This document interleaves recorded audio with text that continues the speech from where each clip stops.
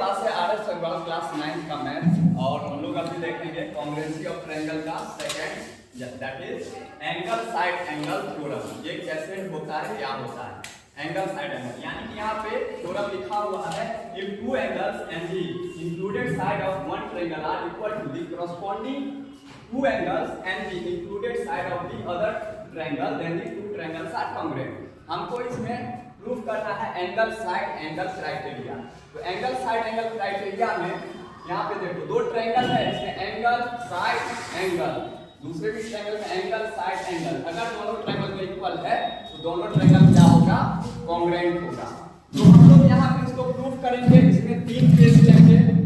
क्या क्या केस लेंगे, तो ए बी डी के बराबर भी हो सकता है, A B is equal to D and A B is greater than D भी हो सकता है and A B is less than D हो सकता है। तीनों केस होगा।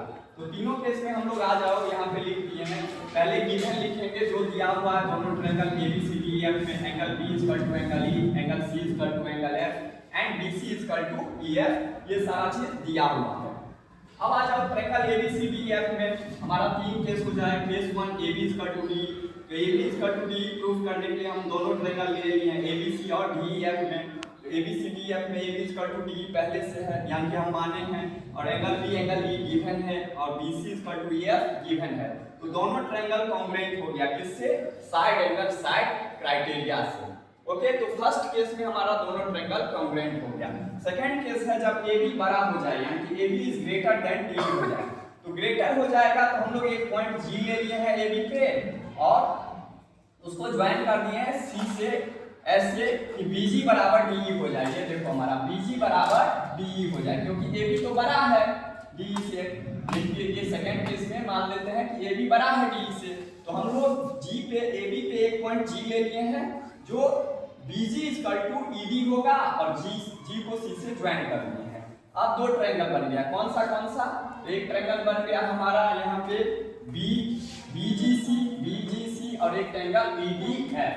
तो दोनों ट्रायंगल में आ जाओ, BG is equal to ED है, BG is equal to ED हम लोग अभी किए हैं by construction and angle B angle E दिया हुआ है, एंगल B एंगल E दिया हुआ है और BC is equal to EF भी दिया हुआ है। तो हमारा BGCDF दोनों ट्रायंगल क्या हो जाएगा, कॉन्ग्रुएंट हो जाएगा साइड एंगल साइड से। साइड एंगल साइड से कॉन्ग्रुएंट हो गया तो हम लोग क्या करेंगे, दोनों ट्रायंगल का एंगल क्या हो जाएगा, CPCT से क्या हो जाएगा, बराबर हो जाएगा। अगर दो ट्रायंगल कॉन्ग्रुएंट होता है तो उसका करस्पॉन्डिंग साइड और करस्पॉन्डिंग एंगल आपस में इक्वल होता है। तो हमारा एंगल BGC यही ट्रायंगल ना कॉन्ग्रुएंट किए हैं, BGC और EDF कॉन्ग्रुएंट किए हैं, तो इसका corresponding angle BGC angle EDF के होगा। दोनों एंगल आपस में इक्वल हो जाएगा। हम वही चीज लिखे हैं BGC EFD के इक्वल है। अब BGC EFD के इक्वल है, लेकिन हमारा दिया हुआ है BCG EFD के इक्वल है और हमारा दिया हुआ है BCA इक्वल है EFD के। अरे एंगल C एंगल F के इक्वल है तो एंगल C मतलब यही ना, BCA इक्वल है EFD के। तो BCA इक्वल है EFD के, तो हमारा फिर दोनों में देखो EFD तो दोनों में है, यानी कि दिस बराबर दिस होगा, यानी कि BCG इक्वल हो जाएगा EFD का। ठीक है, BCG इक्वल होगा क्योंकि ये दोनों एंगल आपस में इक्वल है, तो this angle equal to this angle हो जाएगा। ये दोनों इक्वल हो गया तो it is possible only when point G coincide with the point A। देखो ये ट्रायंगल गौर से देखो, यहाँ पे एंगल BCG बोल रहा है इक्वल है एंगल EFD का, ठीक है, और पहले से दिया हुआ है BCA इक्वल है एंगल EFD का, ठीक है। तो BCG इक्वल कब होगा एंगल EFD का, जब ये CG जो है इस पे कोइंसाइड कर जाएगा तभी इक्वल है, संभव है। हम लिखे हैं यहाँ पे देख लो एंगल BCA इक्वल है EFD का। BCA ये दिया हुआ है, एंगल C एंगल F के इक्वल है तो इसी का पार्ट है BCA और EFD, ऐसे भी बोल सकते हैं, हम एंगल को डिनोट कर सकते हैं। ये आपस में इक्वल होगा और हमारा आया है इस ट्रायंगल को प्रूफ किए हैं तो BCG इक्वल आया है EFD का। ये तभी संभव है जब B यानी कि GC जो है वो कोइंसाइड हो जाए AC से, तभी ये BCA और BCG आपस में इक्वल इक्वल होगा, दोनों एंगल। तो ये दोनों एंगल इक्वल कर दिए हम, ये दोनों एंगल इक्वल हो गया। तो ये पॉसिबल जब होगा जब ये GC कोइंसाइड कर जाए AC के साथ, और GC कोइंसाइड कर जाएगा A पे, यानी कि G पॉइंट A पे आ जाएगा, तो ट्रायंगल ABC और DEF तो क्या हो जाएगा, कॉन्ग्रुएंट हो जाएगा साइड एंगल साइड क्राइटेरिया से। तो इस केस में भी कॉन्ग्रुएंट हो गया। थर्ड केस हमारा ये है हमारा केस 3। ये हमारा है केस 3।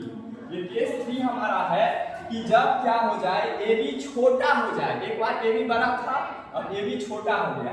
छोटा हो गया तो हम क्या किए हैं, BA को एक्सटेंड किए हैं और BH बराबर DE के बराबर काटे हैं। तो हमारा दो ट्रायंगल बना, BCH और EFD। इस दोनों ट्रायंगल को हम लोग कॉन्ग्रुएंट किए हैं। कैसे कॉन्ग्रुएंट किए हैं, तो BH = ED हो गया इससे कंस्ट्रक्शन से, और एंगल भी एंगल E के इक्वल दिया हुआ है, और BC = EF भी दिया हुआ है। तो ये भी क्या हो जाएगा, साइड एंगल साइड से कॉन्ग्रुएंट हो जाएगा। साइड एंगल साइड से अगर कॉन्ग्रुएंट हो गया दो ट्रायंगल, तो उसका करस्पॉन्डिंग पार्ट क्या हो जाएगा, इक्वल हो जाएगा। तो करस्पॉन्डिंग पार्ट क्या क्या है, BCH एंगल BCH इक्वल हो जाएगा EFD के।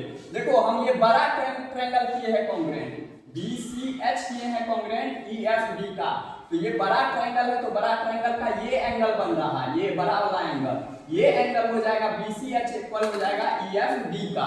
करस्पॉन्डिंग पार्ट या करस्पॉन्डिंग एंगल इक्वल होता है अगर दो ट्रायंगल कॉन्ग्रुएंट होता है। तो हमारा ये ट्रायंगल है कॉन्ग्रुएंट, BCH है कॉन्ग्रुएंट EFD का किए हैं। तो this angle = this angle, but दिया हुआ क्या है, एंगल BCA इक्वल है EFD का।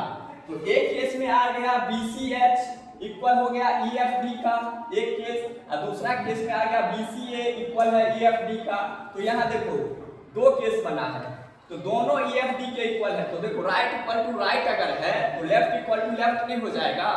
दोनों केस में राइट इक्वल टू राइट है तो लेफ्ट इक्वल टू लेफ्ट, तो ये दोनों इक्वल हो जाएगा। ये दोनों इक्वल कब होगा, एंगल BCA, इसी ट्रायंगल में देखो दो ट्रायंगल जो बन रहा है, एंगल C पॉइंट पे जो दो एंगल बन रहा है BCA और BCH, बोला कि दोनों इक्वल होगा। ये पॉसिबल तभी है जब CA कोइंसाइड कर जाएगा CH के साथ, या पॉइंट A कोइंसाइड कर जाएगा H के साथ। तो यही तभी संभव है ये दोनों एंगल आपस में इक्वल होगा। नहीं तो ऐसे में देखेंगे तो ये एंगल बड़ा है, ये छोटा, इक्वल कैसे होगा। तो ये तभी संभव है, ये बोल रहा है इक्वल होगा, आया है हमारा equal corresponding side of congruent triangle से।